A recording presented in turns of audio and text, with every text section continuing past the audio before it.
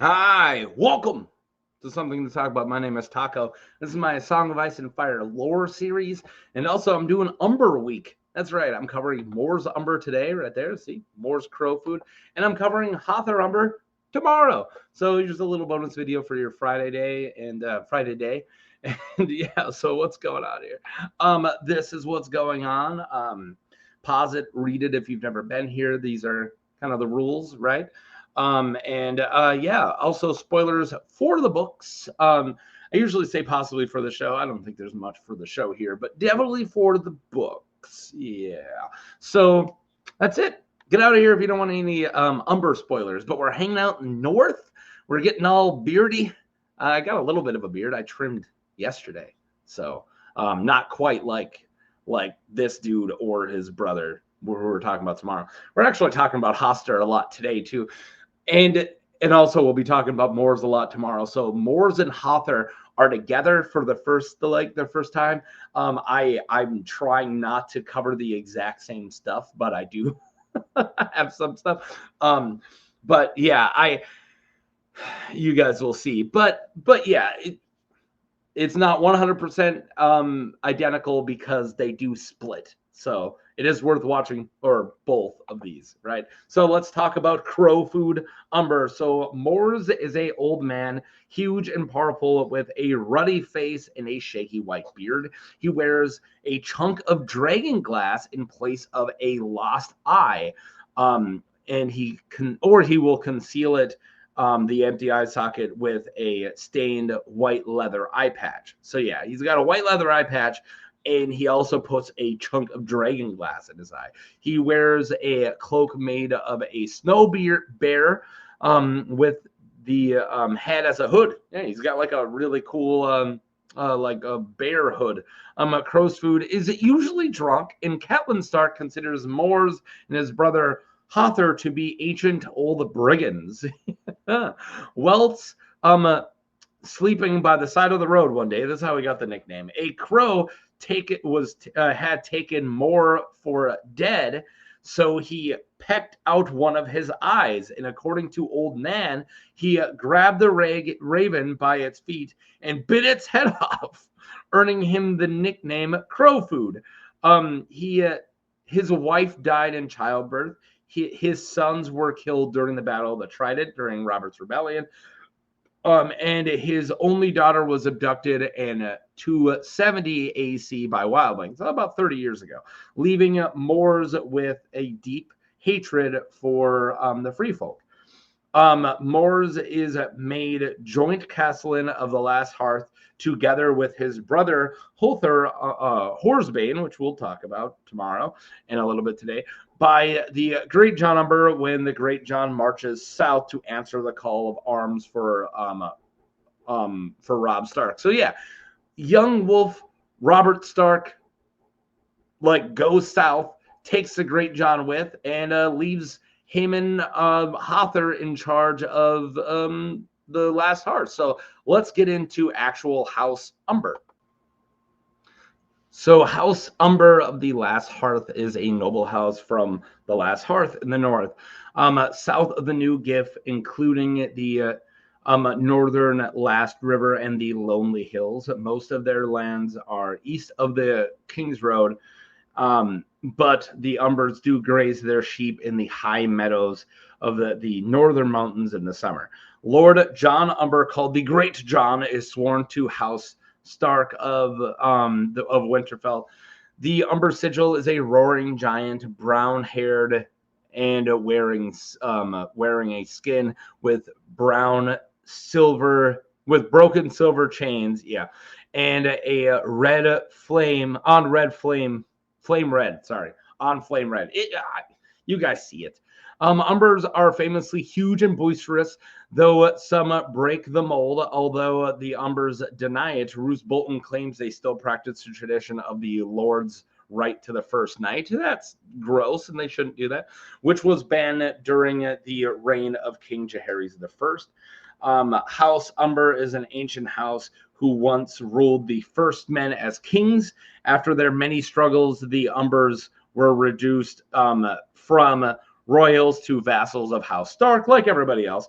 The Kings of Winter, amongst other possibilities. So amongst other possibilities, the Night's King is rumored to have been an Umber. But pretty much every house in the north, possibly the Night's King's from, right? So, yeah, grain of salt. All right, the Harvest Feast. Mors Crowfood with his brother Hother Horsebane attend the Harvest Feast of Winterfell, hosted by Bran Stark with Robb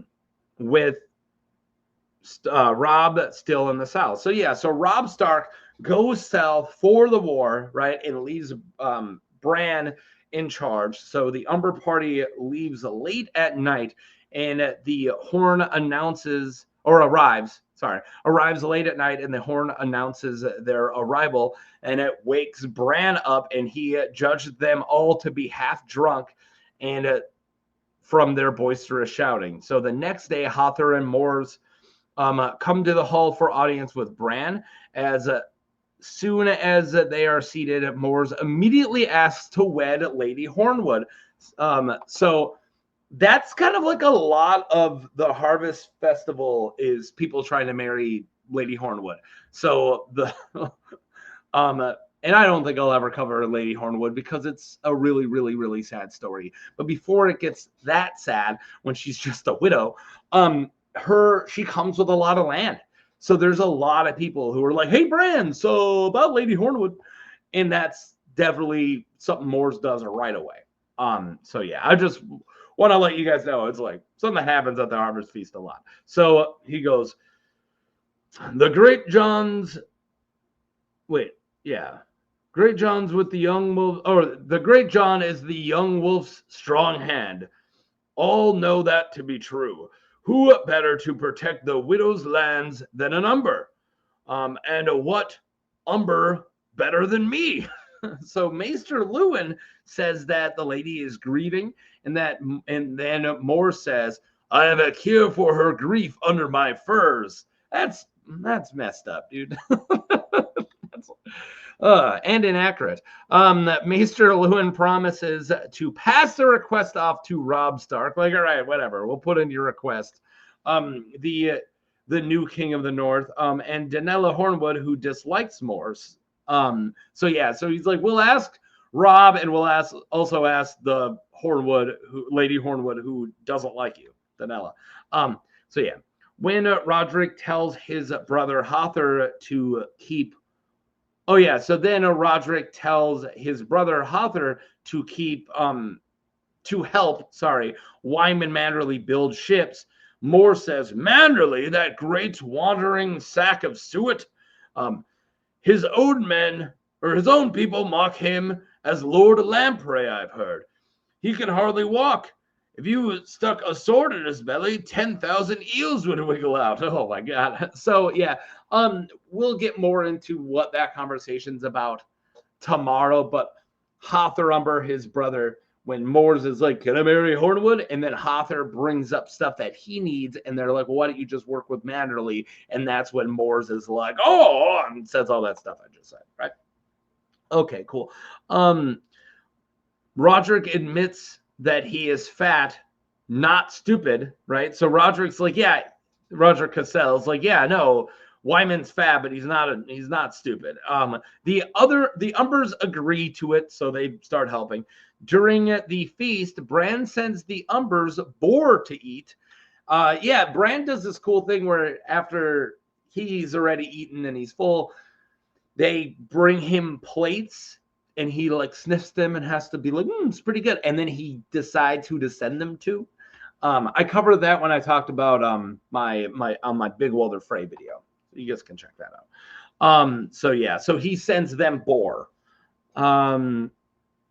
Mors and his brother Hother play a drinking game when they're slamming their horns of mead together super hard. I don't know what the drink game is, but that's what they're doing. And then after the feast, when the tables are moved back for dancing, Mors grabs a passing serving girl and begins whirling her about the floor as like dancing, and then everybody joins in. Yeah, she acts embarrassed, but it seems like good, clean fun, just some dancing. But yeah, anyway, so that's a harvest feast. Now we're going to skip a little further ahead. So joining Stannis.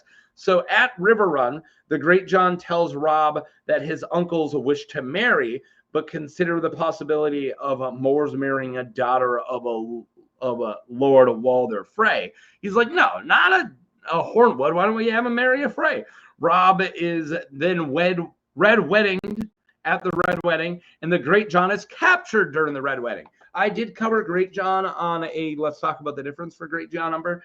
So yeah, this is Umber Week is gonna be kind of it'll be either my third or fourth, depending on how you look at characters.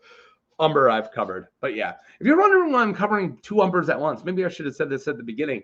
I couldn't decide. I wanted to cover Mors, and then I wanted to cover Hother, and then I was like, I'll just do both in 1 week because they're both very interesting characters. I like both of them. But yeah, all right. So yeah, so now we're skipping ahead to after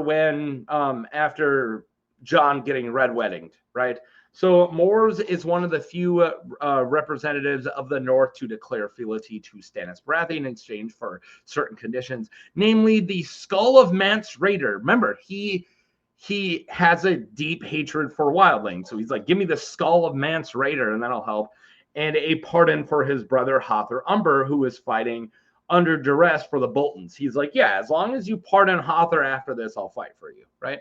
During a war council that Mors isn't there for Stannis at the Wall, so Stannis starts asking Jon Snow about Mors Umber. So they're just talking about him. He's not there. Jon tells him who he is and tells everybody about why he's called Crowfood and stuff and how he got the nickname. And advises Stan the man, to have him swear his oath in front of a heart's tree. Stannis tells Jon about the price Mors has asked for. Jon tells him to accept the terms. Like, yeah, you absolutely need Mors Umber. Stannis growls because Mors refused to fight his brother. Jon says just place Mors and his host on the opposite side of the battlefield than his brother. Like, just don't have them fight. You should follow that. So then Godfrey the Giant Slayer tells King Stan to show his strength and burn down the last hearth, burn it down to the ground, and then march on Crowfood, and then march with Crowfood's head mounted on a spear. So Jon tells him not to do that. Like, no, that's all pretty stupid, since Hother supports the Boltons only because the Greatjon is a prisoner at the throne. So Godfrey claims that he has slayed a giant. Why would he fear Mors? Yeah, I've covered Godfrey Giant Slayer, and he says a bunch of stupid stuff during this war council. And one of the things he says is like, I don't fear Mors Umber. Like, I've killed a real giant. Why do I fear some dude with one on a shield? That's like, okay, yeah. So Jon kind of has to put him in his place. But yeah, that's what he's about to say here. So yeah. Jon says that giant was running away and Mors will not be. Yeah, no, Mors don't mess around. Eventually, Stannis agrees with Jon, and they agree with Mors not to take the Dreadfort. Yeah, so eventually they were like, at one point they were like, oh, why don't we take the Dreadfort? Why don't we do this? Why don't we piss off Mors and then march on the Dreadfort? And then Jon's like, yeah, if you did that, Mors would cut down half your men as you went through Umberland. Like, no, don't do that. Team with Mors and then go through the mountains and get more mountain men and don't attack the Dreadfort and then go that way. And that's eventually what Stannis does. He eventually agrees with Jon. So yeah, outside Winterfell, after the long march through the north towards Winterfell, like what I just said, so Mors does team up with Stannis, and then yeah, they're taking this really long way through the north, and they also get stuck in a blizzard. Mors is camped outside Winterfell during this blizzard. His men repeatedly blowing war horns to cause confusion and to draw out the Bolton host. Yeah, from Theon's point of view, they think it's Stannis is right outside the gates, right? He's not. He's a little further away in a Crofters Village doing his own thing. But yeah, Mors is making them think he's just got a couple guys, but he's making everybody think that it's the whole army is right outside the gate, right? It's super cool. So, Yeah, there he is able to capture Theon Greyjoy and Jane Poole when they are both fleeing Winterfell and their tormentor Ramsay. Also, during this time, the Bravosi banker Tycho Nestorius comes looking for Stannis, but meets Mors instead. Mors sends Theon and Jane with Tycho Nestorius, who I also covered, and his escort to Stannis's Crofters Village. Jane and Theon survive due to landing in a deep snow. Although Theon lands on top of Jane and breaks some of her ribs, and Jane suffers from frostbite. So if you don't know what I'm talking about, Theon is in Winterfell, and then him and fake Arya Jane Poole have to jump from the walls of Winterfell, and then Mors picks him up right afterwards. And she landed on him, or he landed on her. She's a little messed up, and she's also suffering from frostbite. So yeah, so this is what now this next chapter is the final one before I get to theories and stuff. And it's just kind of like what that interaction was like, right? So in the Crofters Village. So this is all Winds of Winter stuff. So anytime I talk about Winds of Winter stuff, please take this with a grain of salt because it's not published yet. This is a sample chapter, a preview chapter. It might be subject to change when and if the book ever comes out, right? So yeah, Theon is held captive by Stannis. Theon is proud that he saved Jane Poole, but Stannis claims that if the Crowfood wasn't outside the wall, they would have been captured by Bolton in moments. Like, yeah, you're lucky Crowfood was there. So Theon then remembers Crowfood in his bare hood on his horse, calling Theon a turncloak and a kinslayer, and urged him to keep his liar's tongue or lose it. Yeah, he is not very nice to Theon. Mors and Jane, Mors then asked Jane, who is still claiming to be Arya Stark, questions about Winterfell, such as servants' names of the keep, like the cook that once made him steak and kidney pie, or the name of the smith, to confirm her identity. Yeah, Mors kind of like interrogates Jane Poole to make sure that she's fake Arya, or make sure she's Arya. And of course she's not, but she still can answer all the questions. He's like, hey, I was here and I had a steak and kidney pie. Who made it? And then she's like, oh, that's Gage. She knows that because her and Sansa Jane Poole and Sansa always got like lemon cakes and stuff from Gage. And then he's like, you guys had a really awesome like blacksmith who was the smith. And she's like, and then Theon's like, Micken, say Micken. Eventually she gets it right. But yeah, so that's what it is. He's like interrogating her. Who made that pie once?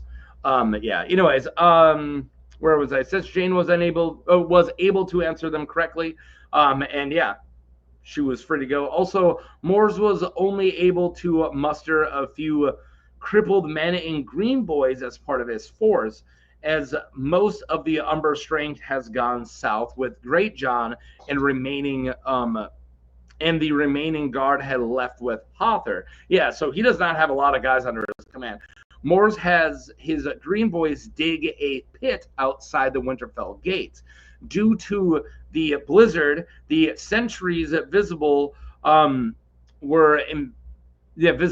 sentries' visibility was impaired, and they were not able to do it without detection, or they were able to do it without detection. Anyways, what I'm trying to say is the green boys that work for Mors were able to dig these pits without the sentries noticing. That's what I'm trying to say. And when the Freys then ride out of Winterfell's gates, several of them fall into these traps, and Sir Hostine Frey lost his horse, but Sir Aenys Frey broke his neck and died. So now Hosti's in charge of the Frey men because of these pits that Mors had them dig. So that's all we got for Mors Umber. Really cool character. I do got a plethora of theories, though. So, yeah, many theories. Mors is tied to many theories. I'll get this one out of the way right away because when I covered Rowan the Spearwife, I brought this one up. So let's not dwell on it. It's probably the most important theory for Mors, but I don't like talking about things twice, right? So the Crowfood's daughter that was taken away by the wildlings is actually the spear wife Rowan that came to Winterfell with Mance, aka Abel, to and help Theon escape. I do think this one's true. Yeah, this is. I think Rowan being Umber's daughter is one of those. Not much of a. I don't believe a lot of theories. I'm very skeptic in just the way I am. I don't really believe a lot, but this is one that I consider rather very plausible that Rowan was working with. Also, the way that Rowan acts. So go watch that video if you want to know what I'm talking about. But she seems to really have a big admiration for Ned Stark, which might imply that she wasn't always a wildling. And then also she leaves and immediately Mors there. Maybe they were in contact. But yeah. So that's one of the theories, that she was was his daughter who was taken 30 years ago. Now we got many more. So yeah, like I said, if you want to hear more about it, I'll talk about it during my Rowan video. So here's some rapid fire ones. So I found a bunch. The first is by Fire Eater on Westeros.org called Crowfood's daughter. No, not Rowan this time. Thinking that his daughter is actually the mother of Val in Dala, right? Not the mother of her mother, but yeah, I don't know why I wrote mother there twice, but actually Val and Dala's mother. So Val, the warrior princess, and Dala, Mance Raider's wife. Or yeah. I don't buy it due to the lack of evidence. I think you're just kind of picking a random wildling at this point. So then a Reddit post by Benjamin 3339 called Mors Umber, What Is He Really Up To? Stating that the Mors might be digging under the ground to stay warm. And they might be burrowing all the way into the crypts of Winterfell. I don't see this one at all. I don't think he has the men to do that. Yeah, you can't just take 5 Green Boys and just tunnel all the way under Winterfell and just somehow arrive in the crypts.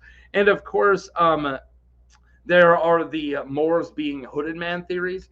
So pretty much any character in the North, there's a theory about them being the hooded man. So I'm not sure where this got started. I don't think you can really trace it back to one person. And it is weird that. So yeah, here it goes. It is weird that Mors Umber calls Theon Greyjoy a turncloak and a kingslayer with a lying tongue, because those are nearly identical to the words used by the hooded man. So that's kind of the big main basis here of that Mors is the hooded man, because they use a lot of the exact same language. He calls him a turncloak and a kinslayer, just like the hooded man. You don't know who I'm talking about when I'm talking about the hooded man. Theon runs into a guy with a hood, and then we don't see his face. We see his eyes, which is one reason why it might not be Mors.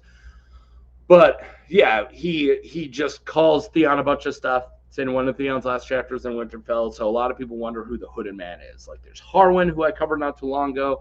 A lot of people think it's Harwin or Robert Glover, who I've also covered. But yeah, Mors Umber is one of the theories too.